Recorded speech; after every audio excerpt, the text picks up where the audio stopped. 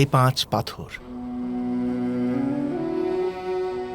জ্ঞান আর ধৈর্য, যাদের নেত্র দক্ষিণ দিকে। প্রেম ও সমর্পণ, যাদের নেত্র বাম দিকে। আর ন্যায়, ন্যায় মধ্যস্থলে স্থির। এই হলো ধর্মের 5টি আধার দ্রৌপদী। এ নিয়ে আমি কি করব গোবিন্দ? জীবনে অনেক সময় এমন সময় আসে দ্রৌপদী, যখন মানুষ কিছুতেই পথ খুঁজে পায় না। ধর্মের স্মরণ করে দেওয়ার জন্য তখন কোনো বস্তুর প্রয়োজন হয়।